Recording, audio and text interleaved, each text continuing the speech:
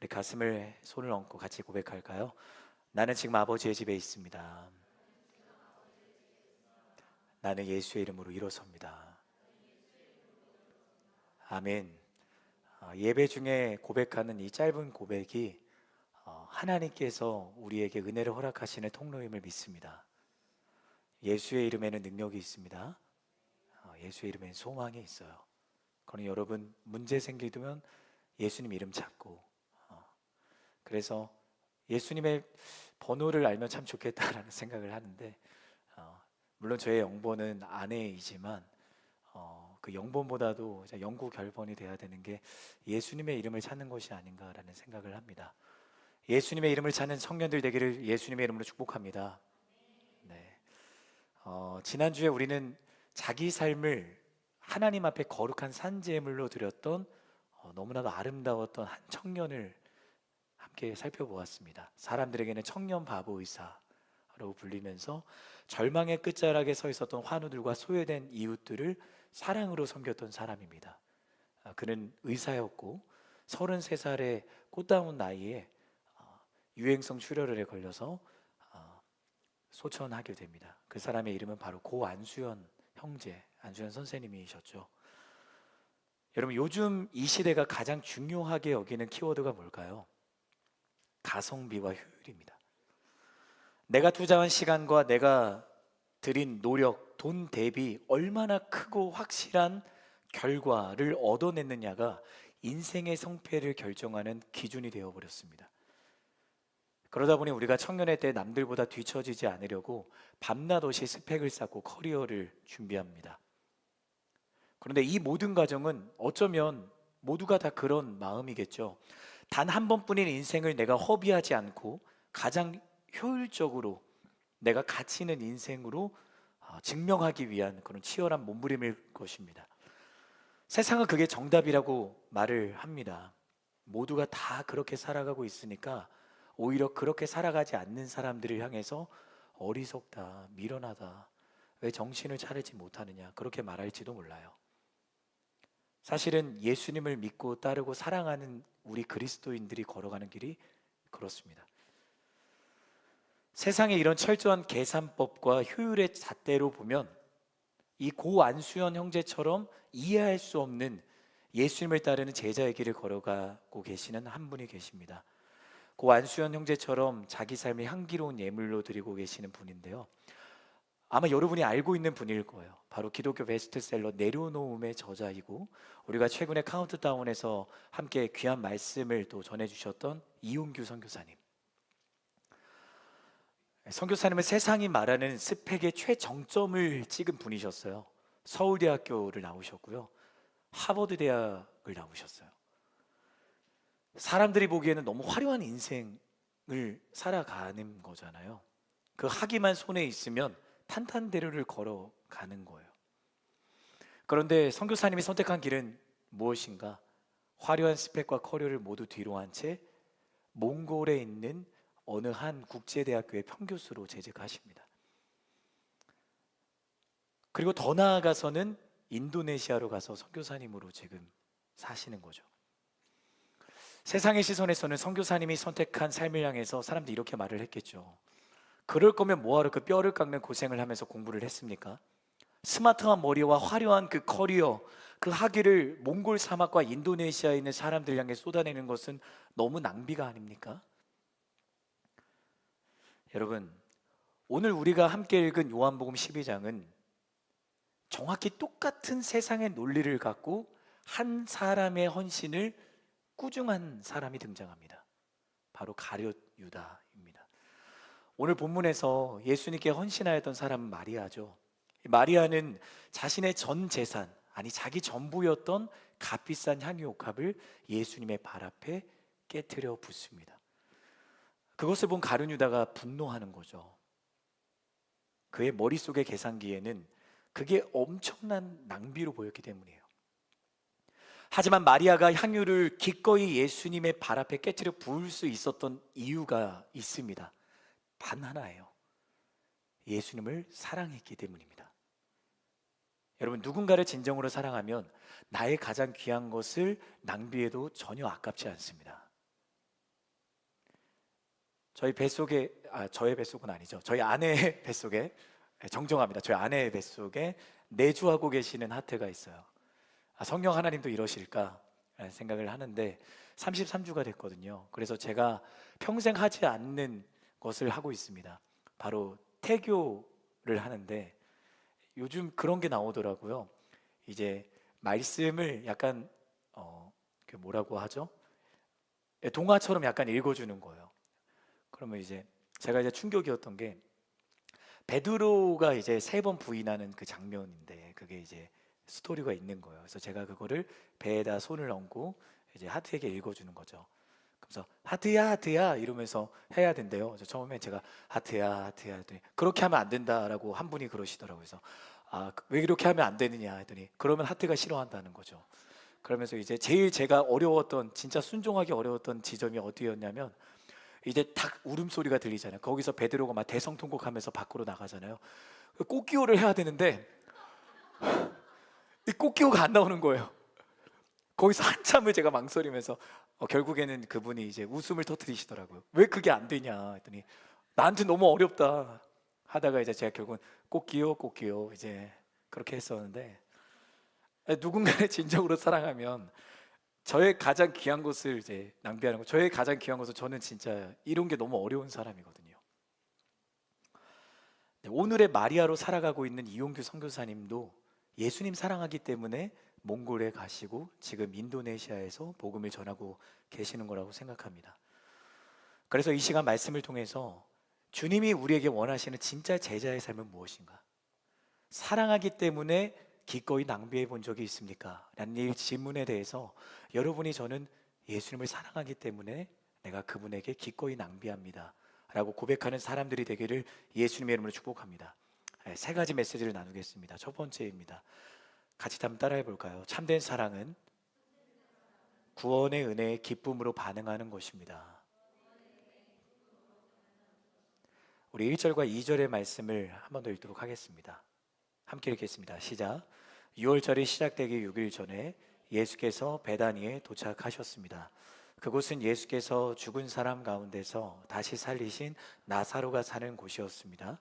그곳에서 예수를 위해 잔치를 베풀었습니다. 마르다는 음식을 날랐고 나사로는 예수와 함께 음식을 먹고 있는 사람들 가운데 함께 있었습니다. 자, 오늘 본문의 배경을 잠시 살펴볼게요. 시간적으로는 예수님이 십자가를 지시기 전 불과 일주일 전입니다. 오늘 성경에서는 6월절이 시작되기 6일 전이었다라고 기록해요. 그리고 예수님이 지금 계시는 장소는 예루살렘에서 불과 몇 킬로미터 떨어지지 않은 빈민촌, 가난한 사람들이 살고 있었던 베다니입니다. 이 베다니는 우리에게도 너무 익숙한 장소입니다. 앞서 있는 요한복음 11장에서 이 베다니에 엄청난 일이 있었거든요.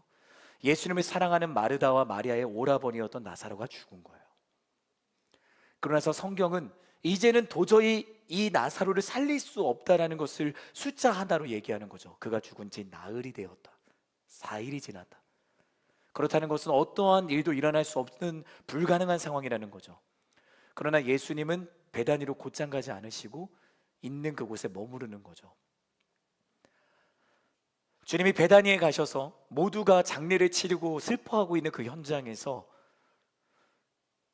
죽어있는 나사로, 그 갇혀있는 돌무덤을 향해서 나사로야 나오너라, 나사로가 살아나는 기적을 행하십니다. 이 놀라운 광경을 보고 허다한 무리들이 주님을 따르기 시작합니다. 그리고 자신의 기득권이 흔들릴까 위기를 느꼈던 유대 종교 지도자들이 예수님은 물론이고 나사로를 죽이려고 아찔한 음모를 꾸미는 거예요. 얼마나 악한지 모릅니다. 그럼 여러분 생각해 보세요. 지금 주님이 그러한 일들을 행하시고 나서 지금 다시 가신 곳이 어디라고요? 베다니라고요. 베다니에는 예수님 죽이려고 유대 종교 제자들이 지금 준비하고 있어요. 그 베다니를 향해서 예수님이 친히 들어가신 거예요. 위협 속으로 스스로 발걸음을 옮기신 겁니다. 그럼 우리는 질문을 해야 되는 거죠. 왜 예수님이 그 위협 속으로 스스로 들어가셨을까? 예수님의 시선은 한 집을 향하고 계셨기 때문입니다. 바로 나사로의 집. 아마도 성경이 이야기하고 있지 않지만 나사로의 집도 그런 죽음에 대한 두려움과 긴장이 있었을 거예요. 주변의 사람들이 이야기했을지도 모르죠. 나사로, 너 지금 유대 종교자들이 너 주목하고 있어. 너 어떻게 될지 몰라. 그 두려움에 떨고 있었던 집이 주님이 발을 들이시자마자 놀라운 일이 일어나는 거죠. 단숨에 기쁨과 감격의 자리로 변화되는 거예요. 저는 이것이 하나님이 행하시는 일이라고 생각합니다. 어떠한 절망의 자리라 할지라도 주님이 발을 들이시는 그 순간 그 자리는 기쁨과 감격의 자리로 변화되게 되는 것입니다. 저는 여러분의 마음이 절망의 빈집이라면, 나도 모르는 사이에 내가 상처와 트라우마, 내가 예상할 수 없고 이해할 수 없는 그 고난과 어려움 때문에 내 마음의 돌무덤으로 내 마음을 닫고 있다면, 여러분 이 시간 예수님이 나의 마음에 들어오시기를 기도하기를 바랍니다. 그럼 예수님이 나의 마음을 절망에서 기쁨으로, 소망으로 바꾸시는 그 일들을 행하시는 거예요. 사랑하는 여러분, 이게 기적인 거예요. 하나님이 우리에게 찾아오시면 그분은 우리의 영혼을 살리세요. 너무나도 중요합니다. 내 눈앞에 있는 현실을 바꾸시는 게 아니라 그 현실을 바라보는 나의 시선을 바꿔주시는 거예요. 그게 하나님의 일하심입니다. 주어진 현실이 변하지 않고 바뀌지 않더라도 내 시선이 바뀌었을 때 그 현실 속에서도 감사할 수 있는 사람이 되는 것, 그것이 하나님이 행하시는 은혜이고 그것을 우리는 기적이다라고 말하는 거죠. 저는 여러분이 그 하나님의 만지심을 경험하게 되기를 예수님의 이름으로 축복합니다. 변하지 않더라도 시선이 바뀌면 그 현실 속에서 우리는 감사할 수 있는 사람이 되는 겁니다. 그래서 이 시간 서로 곁에 있는 지체들 바라보면서 이렇게 축복할까요? 당신의 마음에 기쁨이 가득하기를 소망합니다. 기쁨이 가득하기를 소망합니다. 한 번 더 진심을 담아서 고백합시다. 주님이 지금 당신과 함께하고 계십니다. 며칠 전만 해도 죽음의 짙은 그림자가 드리워졌던 나사로의 집이 천국 잔치가 벌어지는 기쁨의 자리가 된 거죠.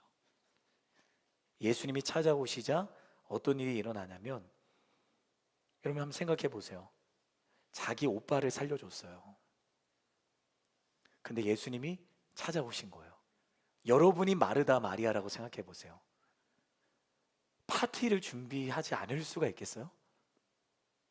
그래서 오늘 2절을 보면 마르다가 예수님이 오신다는 것을 듣고 막 블레싱을 준비를 하는 거예요. 근데 오늘 마르다는 이전의 마르다와 다릅니다. 이전의 마르다는 어땠습니까? 동생 마리아가 예수님의 발 앞에 엎드려서 발 앞에 앉아서 이제 말씀만 듣고 있는 거예요. 진짜 한 대 쥐어 박을 수도 없고, 동생이라는 지금 한 명밖에 없는 동생을 지금 예수님의 발 앞에서 말씀을만 들어 마음속 혼자 이제 막 땀을 흘리면서, 그때 예수님이 너 왜 그러냐, 좋은 것을 선택해라. 근데 오늘 마르다는 기쁨으로만 가득한 거예요. 마리아가 이때 뭘 하고 있었는지는 모르지만 지금 마르다의 마음은 자기 오라버니 나사로를 살리셨던 그 구원의 그 기쁨과, 오늘 성경이 이야기하는 것처럼 나사로가 예수님과 함께 먹고 있었더라라고 이야기를 하잖아요. 살아있는 간증인 나사로가 지금 예수님과 함께 미소를 지으면서 식사하고 있는 그 모습만 봐도 기쁜 거예요. 저는 여기에 은혜의 원리가 있다고 생각합니다. 저는 여러분의 섬김과 헌신에 기쁨이 있기를 주님의 이름으로 축복합니다. 근데 그 기쁨의 이유가 무엇이냐면 내 안에 구원의 감격이 있어야 돼요. 나를 살리신 하나님의 은혜가 내 안에 충만하면 섬김과 헌신이 나에게 힘들지가 않아요. 기쁜 거예요. 만약 내가 섬김의 이유를 잃어버리고 기쁘지 않다면 여러분 그 자리에 결코 머물러서는 안 돼요. 하나님, 내 안에 구원의 기쁨이 회복되게 해주십시오. 그렇게 기도하는 우리가 되기를 주님의 이름으로 축복합니다. 우리에게 물어봐야 돼요. 나 스스로에게 나는 과연 구원의 은혜에 기쁨으로 반응하고 있는가? 어쩌면 당장 눈앞에 펼쳐져 있는 그 현실의 문제들에만 내 시선을 빼앗긴 채 살아가고 있지는 않는가? 늘 곁에 있는 가족이 당연하다고 생각하는 것처럼 나를 죄에서 구원하신 그 하나님의 은혜가 이제는 내 삶에 그저 당연한 것이 되어버린 옛날 이야기가 되어버리지는 않았는가? 오늘 이 시간 우리는 그 주님을 향한 첫사랑이 여전한지를 점검해야 되는 거죠. 혹시 과거의 마르다처럼 내가 나를 살리신 은혜에 감격하며 기쁨으로 섬기보다 사람들의 시선을 의식하며 인정을 목말라하며 억지로 또는 습관적으로 내가 섬기고 있다면, 왜 나만 고생해야 되지? 그런 마음에 사로잡혀 있다면 우리는 오늘 다시 한 번 더 내 안에 기쁨을 회복해 달라고 기도해야 되는 거예요. 부끄러운 고백이지만 제가 그랬어요.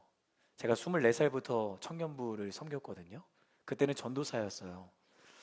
근데 그때 당시에는 뭔가 청년들에게 인정받고 빈틈을 보이지 않아야 된다는 생각에 A부터 Z까지 완벽하게 준비를 하려고 했었던 것 같아요. 하루는 모든 사역을 마치고 나서 이제 정리를 해야 되잖아요. 그래서 또 저는 이제 땀을 흘리면서 막 열심히 정리를 했어요. 저 혼자 막 분주하게 이리저리 하고 있는데 막 청년들은 앉아가지고 하하호 웃으면서 막 오늘 너무 좋았지 막 은혜를 나누는 거예요. 근데 그 모습을 보는데 제가 어떤 생각을 했냐면, 어떻게 저럴 수 있지? 저건 좀 아니지 않나? 그래서 이미 불평으로 제 얼굴은 이미 막 빨개진 거예요. 작은 성냥 불꽃 하나가 온 산을 통째로 태워버리는 것이 되어버리는 것처럼 제 안에 그 작은 성냥 불꽃 같은 그 짜증과 불평이 제 마음을 다스려 버리더라고요. 그렇게 막 붉어져서 씩씩대고 있는데 눈치 빠른 한 청년이 저한테 다가와서 이렇게 이야기를 하는 거죠. 전도사님, 화나셨어요? 제가 뭐라고 얘기를 했을까요? 아니, 나 화 안 났는데? 네, 화가 난 거죠. 네. 그러면서 제가 어떻게 알았지 하면 소스라치게 놀라면서 제 마음을 막 숨기려고 했던 기억이 있습니다. 여러분, 구원의 기쁨이 여러분의 안에 가득하기를 예수님의 이름으로 축복합니다. 그러면 기쁩니다. 그러면 나의 가정에서 내가 나의 부모님을 사랑하는 것이 기뻐요. 나의 형제와 자매를 사랑하는 것이 감사합니다. 나의 일터와 캠퍼스를 예배의 자리로 세워나가는 그 자리가 나에게 너무 행복한 거죠. 그랬으면 좋겠어요. 뭔가 여러분이 부모님 사랑합니다, 내가 부모님을 좋아합니다, 그런 어떤 약간 막 오글거리는 그 고백들 해야 되는 거죠. 사랑하기에도 우리는 부족한 시간을 살아가고 있는 사람들입니다. 여러분을 축복합니다. 그 은혜의 감격이 회복되기를 예수님의 이름으로 축복합니다. 그때 비로소 우리는 하나님께 기쁨의 예배를 드릴 수가 있는 거예요. 두 번째입니다. 같이 따라하겠습니다. 참된 사랑은 계산기를 내려놓고 나의 향유 옥합을 깨트리는 것입니다. 우리 본문 3절의 말씀을 한 번 더 읽겠습니다. 3절입니다. 시작. 그때 마리아가 매우 값비싼 향유인 순수한 나드 1리트라를 가져다가 예수의 발에 붓고 자기 머리털로 예수의 발을 닦아드렸습니다. 집안은 온통 향내로 가득했습니다. 그렇게 잔치가 무르익어 갈 무렵에 동생 마리아가 등장을 합니다. 조용히 예수님 곁으로 다가와서 자신의 손에 들고 있었던 향유옥합을 깨트리는 거예요. 그리고 그 안에 담겨 있었던 기름을 예수님의 발에 붓고 자신의 머리털로 닦는 거죠. 이런 마리아에게 이 향유는 어떤 의미였을까요? 자기 삶의 전부였을 거고, 몰라요. 막 마리아가 뭔가 자신의 평생에 계획했던 것들을 위해서 준비한 돈이었을지도 모르죠. 자기의 남은 삶을 지탱해줄 미래의 그 안정감 그 자체였을 것이에요. 여러분, 마리아가 예수님께 나아가는 그 순간을 우리가 머릿속에 상상해 봅시다. 그녀가 비싼 향유가 너무 아까워서 딱 뚜껑을 열고 똑똑 그냥 예수님 발 앞에 그렇게 부었을까요? 아니요. 깨트려서 다 부어버리는 거예요. 이런 옥합이 깨어졌다는 것은 어떤 의미일까요? 마리아의 자아를 주님 앞에 깨트린 거예요. 순전한 예배자는 나의 자아를 예수님께 통째로 깨트리는 것입니다. 예배는 그런 거예요. 저는 여러분이 하나님 앞에 찬양할 때 주님, 내 자아를 주님 앞에 온통케 드립니다. 나의 전부를 주님께 드리기를 원합니다. 그렇게 고백하는 저와 여러분이 되었으면 좋겠습니다. 그리고 그녀가 어떻게 하는가? 당시 여인들에게 이 머리카락은 여인을 설명해주는 자랑거리이고 영광이었어요. 그런데 마리아가 그 머리를 풀어내리면서 사람들이 막 수군거리기 시작하는 거예요. 지금 뭐 하는 건가? 근데 그 수군거림 따위는 중요하지 않아요. 오직 예수님만 바라보면서 자기 영광을 내려놓고 머리카락으로 주님의 발을 닦는 겁니다. 마리아는 지금 예수님께 예배를 드리고 있는 거죠. 책 내려놓음에서 이용규 선교사님이 마리아의 헌신에 대해 이렇게 이야기를 하시더라고요. 제가 그 일부분을 인용해서 가지고 왔는데 우리 같이 한번 화면을 보면서 읽도록 하겠습니다. 시작. 예수의 발 앞에까지는 갔지만 정작 깨어져야 할 때 깨어지지 않으려는 나의 자존심을 본 것이다. 예수의 발 앞에 들여졌어도 옥합이 깨어지지 않으면 향기를 발할 수 없다. 옥합이 깨어져 안에 있는 향유가 흘러나올 때에만 예수의 십자가를 기념할 수 있게 되는 것이다. 여러분, 우리가 주님 앞에서조차 꽉 붙들고 놓지 못하는 그 옥합은 무엇인가? 내 인생을 안정하게 지켜줄 거라고 생각하는 그것이 바로 향유옥합인 거예요. 누군가에게는 남들에게 굽힐 수 없는 자존심일 수 있어요. 누군가에게는 내 스펙 커리어일 수 있어요. 내 계획일 수 있어요. 내 재정일 수 있어요. 내가 주님을 예배한다고 하면서도 정작 결정적인 선택의 순간에는 주님, 내가 이것만큼은 깨트릴 수 없습니다. 그렇게 말하면서 여러분의 그 값비싼 향유옥합을 뒤에 감추고 있지는 않습니까? 여러분, 그 옥합을 깨트리지 않으면 향기가 날 수 없는 거예요. 성경은 이야기를 합니다. 향내로 그 온 집안이 가득하더라. 저는 여러분이 향기로운 예물이 되기를 주님의 이름으로 축복합니다. 그러려면 깨져야 돼요. 깨져야 되는 거예요. 내가 깨어져야 나를 통해서 그리스도의 향기가 흘러나는 겁니다. 여러분, 다윗이 아둘람 굴로 피신해 있었어요. 사울이 다윗을 미워했기 때문이죠. 그러다 다윗이 너무 목이 마르는 극심한 갈증을 겪고 있는 거예요. 그래서 막 탄식을 합니다. 너무 목이 마르다. 근데 그것을 지켜보고 있었던 다윗에게 충성스러웠던 3명의 용사가 목숨을 걸고 적진을 뚫고 들어가서 우물에서 물을 길어서 다윗에게 가지고 온 거예요. 얼마나 충성스러운 모습입니까? 그런데 다윗이 그 물을 받자마자 무엇을 했을까요? 하나님께 드리기 위해서 그 물을 그냥 땅에 부어버려요. 사람의 눈에는 그건 버려진 낭비였지만 다윗은 지금 자기 앞에 계시는 하나님께 드릴 예배가 더 중요했던 거예요. 여러분, 하나님이 돈이 없으셔서 마리아의 그 헌신을 기뻐하셨을까요? 아니죠. 그분은 온 세상을 가지고 계시는 분이십니다. 여러분, 주님이 받으신 것은 깨진 옥합에서 흘러나오는 마리아의 사랑, 내가 주님께 드리는 거라면 전혀 아깝지 않습니다라는 그 사랑의 고백을 기뻐하신 거예요. 이 시간 예배의 자리에서 저는 그러한 고백으로 하나님 앞에 나아가는 저와 여러분이 되었으면 좋겠습니다. 하나님, 내 자아가 깨어지기를 원합니다. 내 뜻과 계획, 자존심이 부서지기를 원합니다. 그 깨어짐의 자리에 주님이 임재하시는 거예요. 우리 함께 고백하겠습니다. 내가 깨어지는 자리에 주님이 임재하십니다. 여러분의 삶이 주님의 임재로 가득하기를 바랍니다. 사랑하는 여러분, 우리가 이처럼 나의 향유옥합을 깨트려 주님 앞에 드릴 때 반드시 기억해야 될 것이 있는 거예요. 그것을 망설이고 주저하게 만들고 못하게 만드는 사단의 속삭임이 있다는 거죠. 그것이 바로 오늘 가룟 유다의 모습을 통해서 우리는 볼 수 있어요. 여러분, 우리의 영적 싸움은 결코 멀리 있지 않습니다. 사단은 막 뿔 달린 도깨비처럼 우리에게 나타나지 않아요. 오히려 합리적이고 논리적이며 심지어 내 미래를 가장 걱정해 주는 듯한 그 모습으로 사단이 우리에게 찾아옵니다. 그렇게 우리에게 찾아와서 우리의 내면에 이렇게 속삭이는 거예요. 너가 지금 이럴 때가 아니잖아. 남들이 지금 다 앞으로 달려나가는데 언제까지 너의 시간을 낭비할 거야. 일단은 너가 세상에서 자리를 잡은 다음에, 문제를 해결하고 안정을 찾은 다음에 헌신해도 늦지 않아. 하나님도 그걸 원하실걸? 사단은 그렇게 우리에게 속삭이는 거예요. 얼마나 그럴듯하고 달콤한 유혹입니까? 사단은 그렇게 끊임없이 우리에게 세상의 가성비와 효율, 안전, 내 편안, 그것으로 우리의 순종을 미련한 낭비로 여기게 만드는 겁니다. 그래서 두려움과 불안으로 내가 가고 있는 그 옥합을 깨트리지 못하게 만드는 거예요.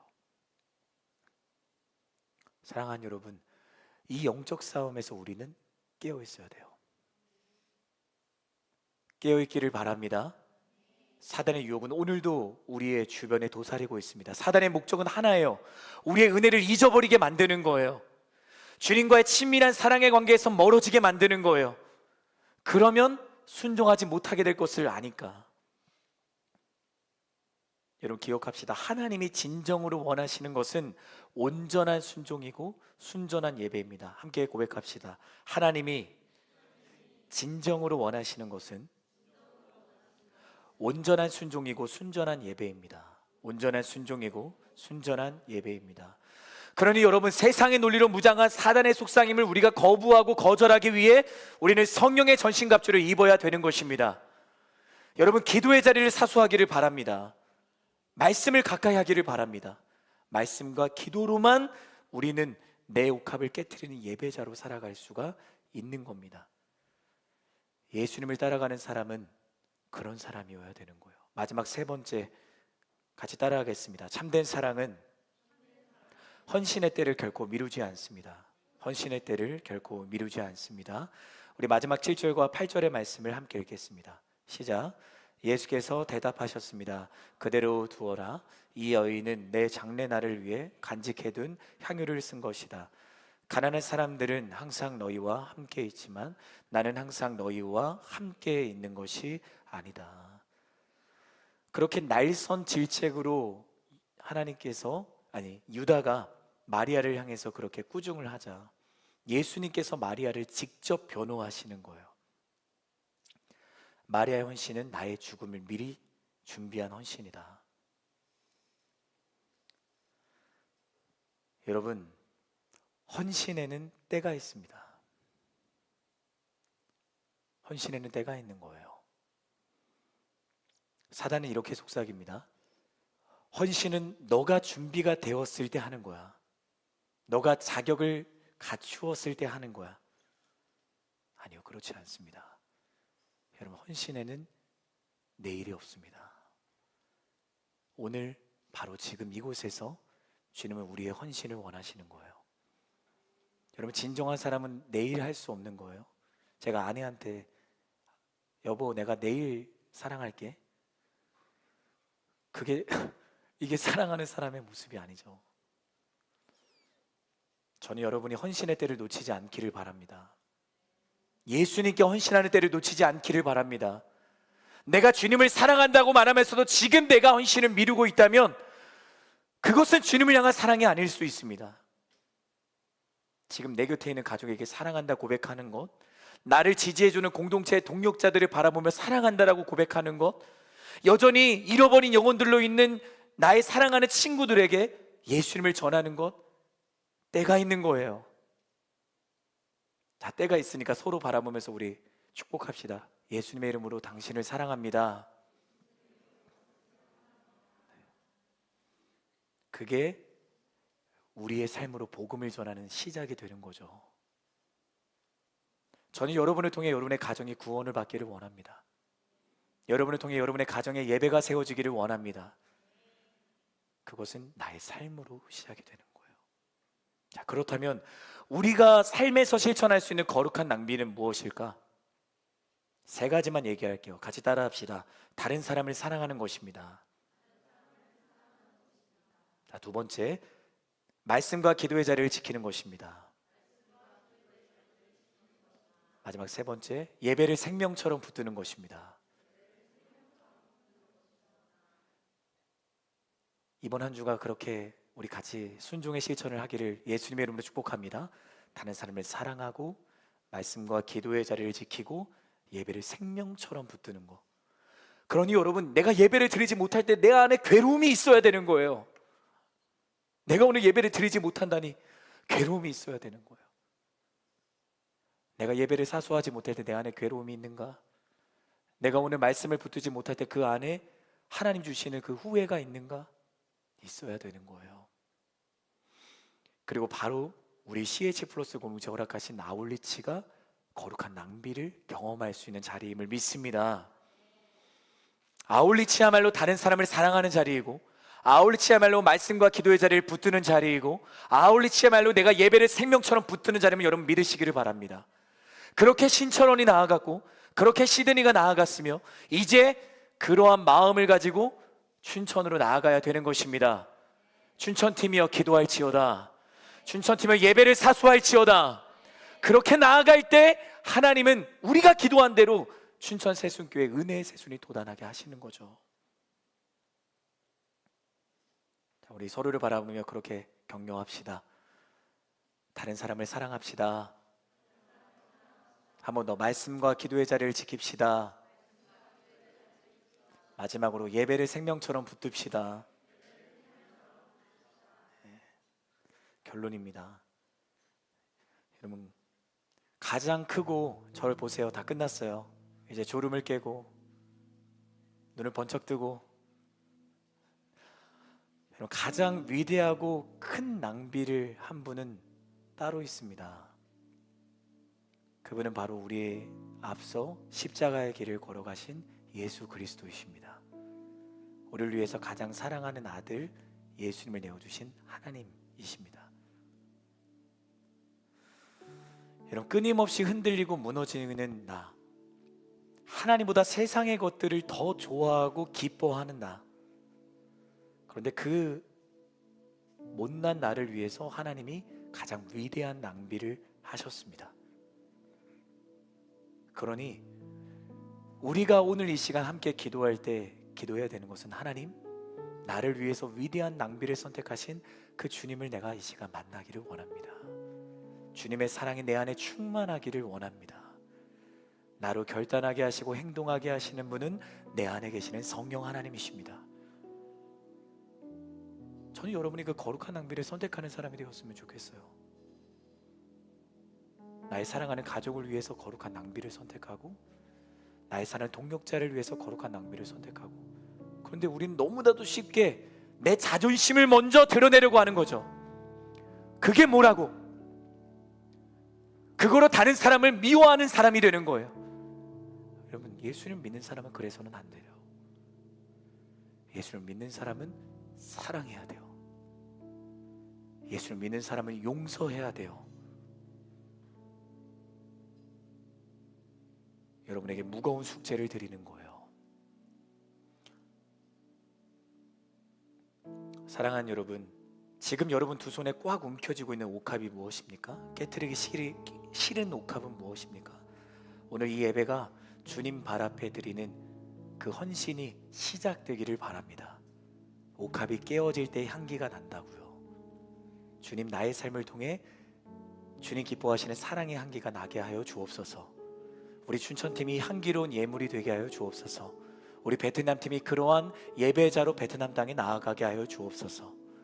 우리 그러한 고백을 당하 다 같이 자리에서 일어나셔서 우리 주님을 찬양하기를 원합니다. 주발 앞에, 주발 앞에 무릎 꿇고 그 사랑에 남기네. 어떤 말도 그 어떤 소리도 그 발 앞에서 잠잠해지네. 고백합니다. 주 나의 사랑, 주 나의 사랑, 그 발 앞에 앉아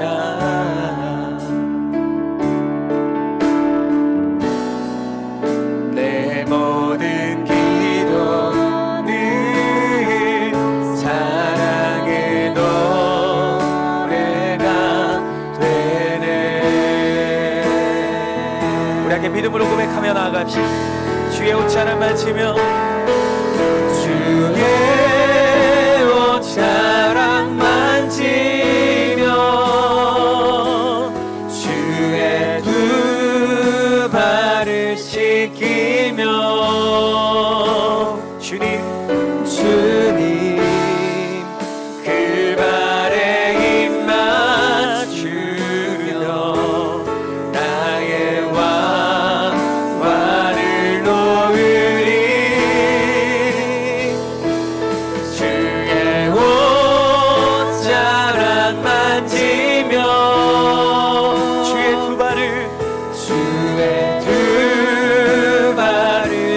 느끼며 믿습니다. 주님 그 발에 입 맞추며 나의 왕관을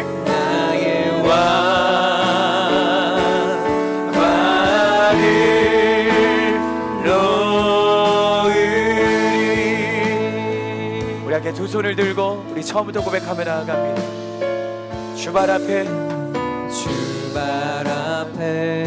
무릎 꿇고 그 사랑에 난 우리 입술로 고백합시다. 어떤 말도 그 어떤 소리도 그 발 앞에서 잠잠해지는